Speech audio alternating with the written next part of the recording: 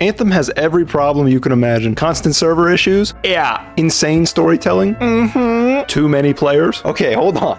Hold on, not that one. I went into this game hoping every person on Earth was wrong about Anthem. We'll crank that bad boy up to 8,057,704,479 people, buddy. This game is turbo bad. Let's start with the dialogue. This game talks at you constantly. Getting a message from the Arcanists. They've got some business for you. I'm getting a faint signal. Might be an arcane vault. I wonder what is inside. I'm sure the Arcanists will want to look. Arcane vault. With the right script frequencies, it should wildlife inbound. It doesn't matter if you're at the base chillin' or neck deep in Autobots. Someone is desperately trying to tell you the history of the Shapers. Like the final boss fight is just a pop quiz and you're not even taking notes, dude. You can barely get a moment to just think in this game, to just exist as a person in this world. Sometimes when I'm playing games, I just have to press pause and experience existential dread.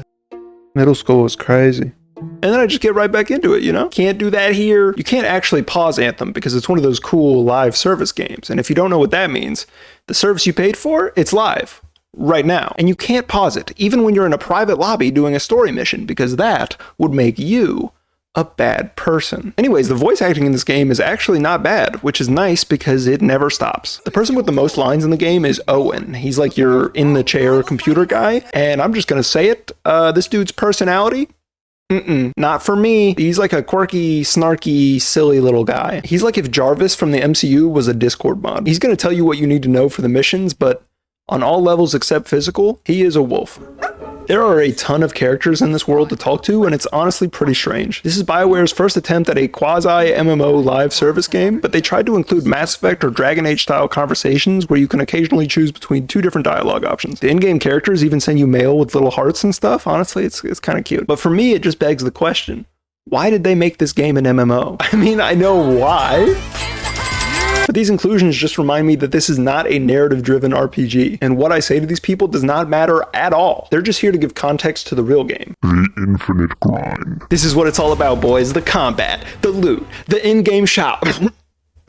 Other stuff. But first, you have to pick one of 4 classes for your freelancer. Now don't be fooled by all the metal. There is a real person under there. I always appreciate a game that will let me create a replica of my own image as the main character, down to just the smallest details. Alright dude, be honest. You can't tell the difference between us, can you? They also let me give myself a call sign, which was clearly a mistake. Welcome to the freelancers, Tater Tot. Now it's time to pick a class. You got Storm, which is like an elemental robotic mage thing. That's pretty freaking cool. Ranger, the all-rounder for people who are scared of commitment. Colossus for people who are scared of everything. And Interceptor from Overwatch. You could probably figure out which one I picked based on my descriptions, but it's the Storm class. I mean, why shouldn't robots have magic? I mean, it's not magic, but it's more magic than I can do. Shit. This game has a mission-based structure where you join a lobby, pick a mission, and then load into it. Anthem really wants you to play with a team. So much so that when you try to change from a public lobby to a private one, they go, hey there, chief. Don't use this option we gave you. What are you, stupid? Whatever, Anthem, leave me alone, dude. I go to start the mission, boom, same message. Why'd you give me this choice, Anthem? Am I being private shamed right now?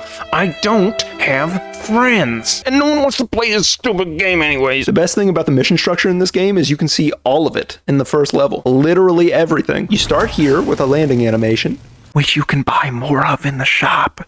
Thank you for asking. And fly to a location. You're gonna be passing through rings like it's Superman 64, but trust me, this game came out 20 years later. You're gonna land in a location and then activate a beacon. No one here likes that you did that, so now you gotta blast them. Did you get all that? Start, fly, land, activate, destroy. That's 80% of the objectives of the whole game right there. Then you fly to the next place, receive a million pop-ups like it's a mobile game trying to activate every pleasure center in your brain, land, and fight again. There's also an objective to fly around and pick up little balls of energy, and my favorite mission had me pick up 12. You can only hold 3 at a time, and it took me about 15 minutes to collect them all just so I could eventually start another fight with the same dudes I've been fighting this entire time. Now the combat itself is actually kind of fun. There's different variations of every weapon type and they feel okay to use, but the best part comes from my class abilities. Robo Magic goes hard. I was calling down lightning strikes and setting dudes on fire, real criminal behavior. But even the combat is marred by Anthem's insistence on multiplayer. This is a kind of weird but relevant example. In 2020's Marvel's Avengers, the game was built with 4 hero characters in mind with every mission, just like Anthem. However, if you were playing by yourself, it would autofill the other slots with AI-controlled heroes, so you would never never be overwhelmed. Anthem has nothing like this. The encounters are clearly built for 4 people, so if it's just you, have fun with 10-minute fights everywhere you go, because you're gaming for 4, buddy. Obviously, Avengers had a ton of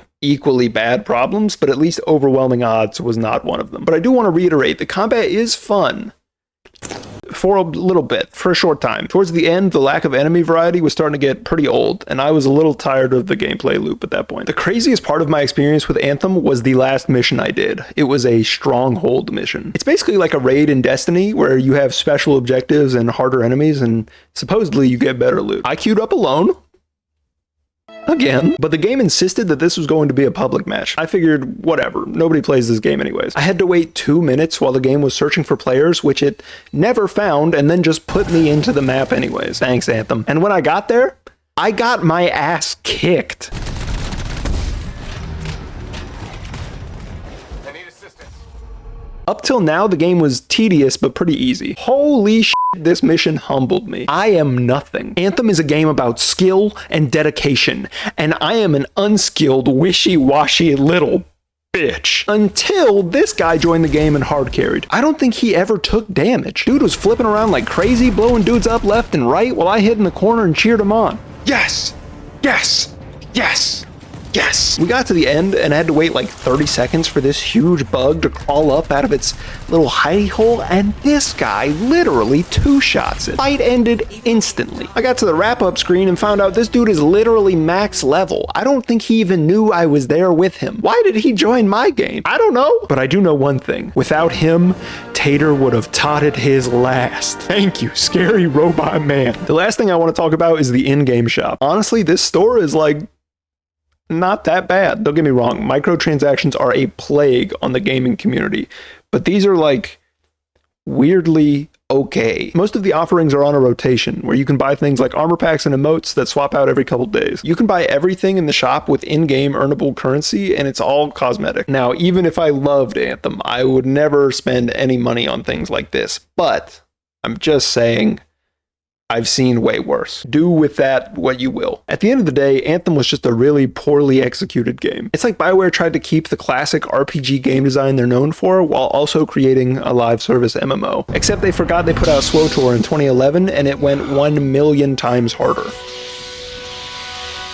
Anthem somehow focused too much and too little on both aspects, where the RPG elements are included but are totally unsatisfying, and the live service MMO is large but filled with boring content. It's a real shame, because after Tony Stark kicked the bucket, I figured I would be a great contender for the new Iron Man. Instead, I actually learned that this guy would be a great contender for the new Iron Man. Whatever, I'm happy for him. In summary, Mass Effect died for this. Dragon Age will probably release in 3 years and then die for this. What a shame, but at least Baldur's Gate 3 is fun. Could have been you, Bioware. Alright, if you got this far, you're a legend. And knowing you, you probably already liked and subscribed, so I don't need to say it. Come back next time and I'll tell you all about how I saved those little orange guys from a chocolate tyrant. Alright, bye. Laundry's like life. If you ever get it all sorted out, then let me know. What? What did you just say to me?